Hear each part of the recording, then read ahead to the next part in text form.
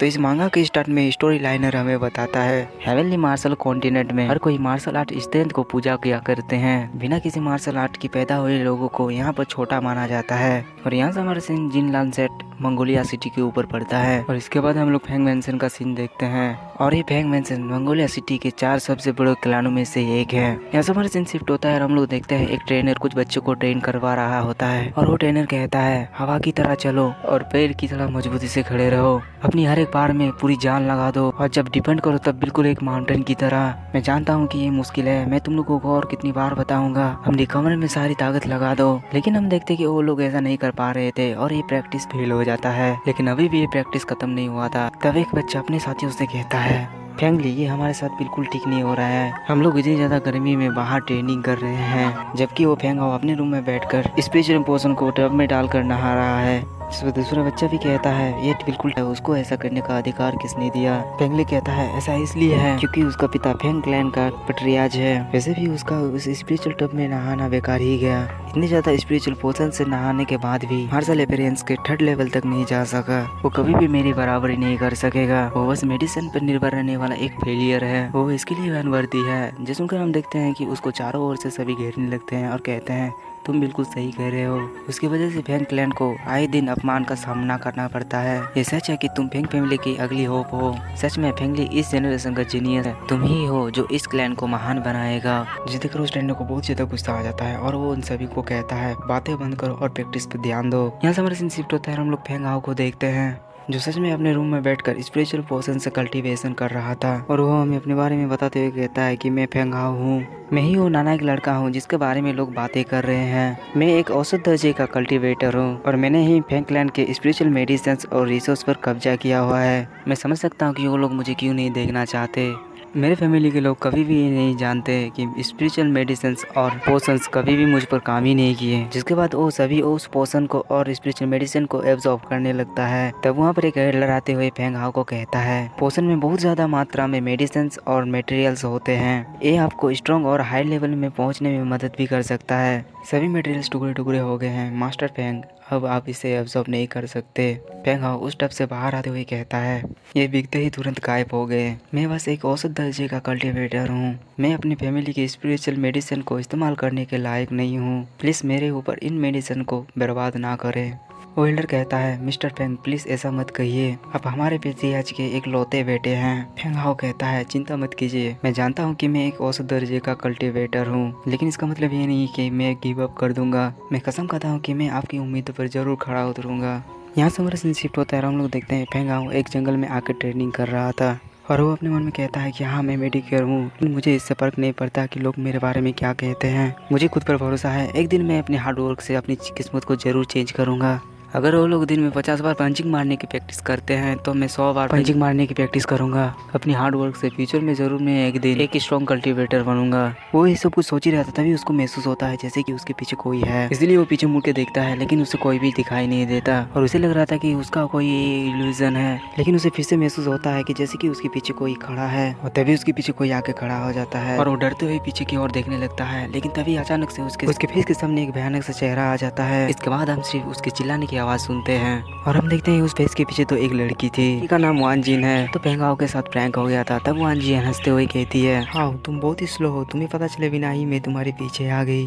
Feng हाओ कहता है वान जिन तो ये तुम थे, और खड़ा होते हुए कहता है इन 2 सालों में तुम मुझसे बहुत ही बेहतर हो गई हो और इन 20 सालों में मैं तो जरा भी प्रोग्रेस नहीं कर पाया।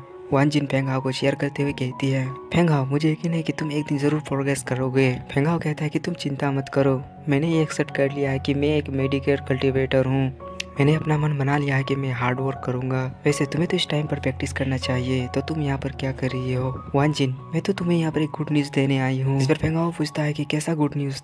वान जिन कहती है विंड और मून मार्शल आर्ट स्कूल की मिस यूनविन मेरी टूर करने के लिए राजी हो गई है।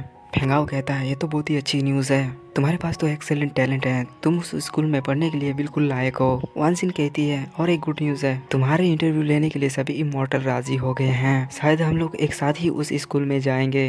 जिसुन को फेंगा बहुत ही ज्यादा शौक हो जाता है और वो कहता है क्या 4 मेजर क्लैनों के लोगों में से सिर्फ तुम ही उस स्कूल में जाने के लायक हो, क्या मुझे भी उस स्कूल में दाखिला मिल पाएगा। वो लोग वहाँ पर बात कर ही रहे थे, तभी उनको एक आवाज सुनाई देती है जो कि कहती है हमारे इस कॉन्टिनेंट में जिसके पास जितनी ज्यादा स्ट्रेंथ होती है उसका रिस्पेक्ट उतना ही ज्यादा होता है, इसलिए हर किसी को विंड और मून मार्शल आर्ट स्कूल में जाने का मौका मिलता है। जिस आवाज को वान जिन पहचान लेती है और हम देखते हैं वो और कोई नहीं, विंड और मून मार्शल आर्ट स्कूल की एक हाई लेवल की आइस सिस्टम मार्शल मास्टर होती है और इसका नाम यूनिंग होती है। और वो कहती है जब तक तुम उस स्कूल में एडमिट रहोगे तब तक तुम्हारी रिस्पेक्ट भी बहुत ही ज़्यादा रहेगी। आफ्टर ट्रेनिंग करने के बाद तुम बहुत ही ज़्यादा स्ट्रॉन्ग हो जाओगे, चाहे तुम शुरुआती दौर में कितने ही ज़्यादा कमज़ोर क्यों न थे। लेकिन अगर वो फेंग फैमिली का जाना माना निकम्मा हो तो मैं इसमें कुछ भी नहीं कर सकती। और वो फेंग का मजाक उड़ाती हुई कहती है अच्छा ये होगा कि तुम इसी विलेज में कहीं कोने पर पड़े रहो, मैं अच्छे से जानती हूँ तुम्हारा कुछ भी नहीं हो सकता। जिसुन को वानजिन अपने मास्टर को कहती है कि मास्टर ऐसा मत कहिए, मैं जानती हूँ कि फेंगाओ कमज़ोर है लेकिन ये ज़्यादा दिन तक नहीं रहेगा, ये एक गिफ्टेड कल्टीवेटर है, प्लीज़ उसे एक चांस तो देके देखिए। फेंगाओ वानजी को रोकते हुए कहता है मैं विंड और मून मार्शल आर्ट स्कूल में अपने दम पर जाऊंगा और तुम जैसे बुरी बर्ताव करने वाले लोग मेरे इंटरव्यू लेने के बिल्कुल लायक नहीं है और ना ही मेरा वो ट्यूटर हो सकती है। जिसुन को मास्टर को बहुत ज़्यादा गुस्सा आ जाता है और वो कहती है तुम्हें नहीं लगता कि तुम ज़्यादा ही घमंडी हो रहे हो, जरा अपनी हालत को देखो, तुम कितनी ज़्यादा कमज़ोर हो, एक बेकार सा कल्टीवेटर होने के नाते तुम्हें मुझे परेशान करना नहीं चाहिए था। और वो गुस्से में अपने ऑरे को रिलीज करने लगती है और कहती है अब तुम्हें इसकी कीमत चुकानी होगी। जितने कर पेंगा वो भी अपने डिफेंस को एक्टिवेट कर लेता है और वो अपने मन में सोचता है उसका इरादा पक्का है, क्या सच में मुझे वो मार देगी।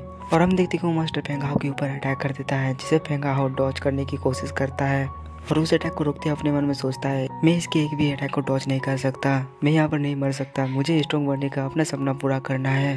इधर वो मास्टर भी हैरान थी क्योंकि फेंगाओ ने उसके अटैक को सर्वाइव कर लिया था और वो अपने मन में सोचती है कि यहाँ पर तो कुछ तो गड़बड़ है क्योंकि मेरा मार्शल स्पीड डिसअपेयर हो गया है और उसे लग रहा था कि उसके मार्शल स्पीड को फेंगाओ खा रहा है। लालत है, मैं इससे बाहर भी नहीं निकल पा रही। और हम देखते कि फेंगाओ का और उसको चारों ओर से घेरने लगता है और इधर फेंगाओ भी अपना पूरा जोर लगा रहा था उस अटैक से सर्वाइव करने के लिए।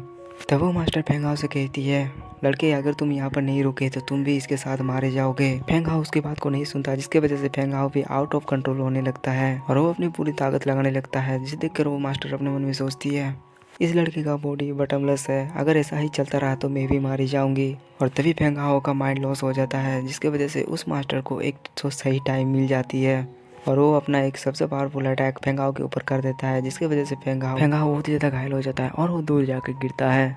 जिसे देखकर वानजिन भी फेंगाओ के पास भाग के चली जाती है। चलो ये अच्छा हुआ कि अचानक वो बेहोश हो गया वरना मैं मारी जाती, आखिर इस लड़की के बॉडी के अंदर ऐसा क्या है। और हम देखते हैं वानजिन फेंगाओ के पास आ जाती है और वो अपने मास्टर से कहती है मास्टर आपने फेंगाओ को मार दिया। जिस पर वो मास्टर कहती है वो अभी जिंदा है, फिलहाल के लिए अभी बेहोश है और मेरी बात ध्यान से सुनो, अगर तुम मेरा स्टूडेंट बनी रहना चाहती हो तो इस लड़के से मुझे फिर कभी मत मिलाना। यहाँ समर सीन शिफ्ट होता है और हम लोग देखते हैं फेंगाओ अपनी स्पिरिचुअल वर्ल्ड में पहुंच चुका था। यहाँ पर फेंगाओ कहता है कि मैं अपनी बॉडी को हिला नहीं पा रहा और उसे समझ नहीं आ रहा था कि आखिर ये कौन सी जगह है। उसको लग रहा था कि वो मर चुका है लेकिन तभी उसके शरीर में अचानक से दर्द स्टार्ट हो जाता है और उसे ऐसा महसूस हो रहा था जैसे कि उसकी बॉडी अब फटने के ट्राई कर रहा है।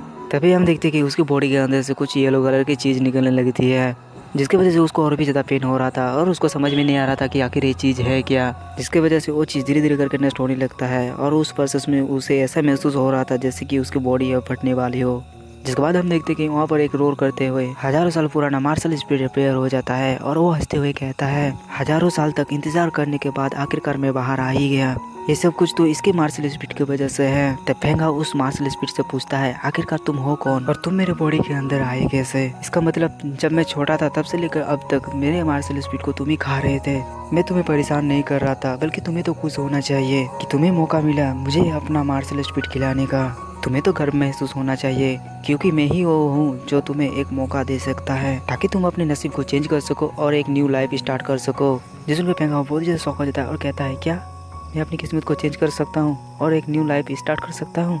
और क्योंकि बहुत सालों से उसे लोग सताते आए हैं और जबकि कि उसके पास एक मौका है वो अपने आप को साबित कर सके कि वो एक लूज़र नहीं है, क्या वो इसे एक्सेप्ट करेगा। और इसी के साथ ही आज का एपिसोड भी हमारा यहीं पर ख़त्म होता है।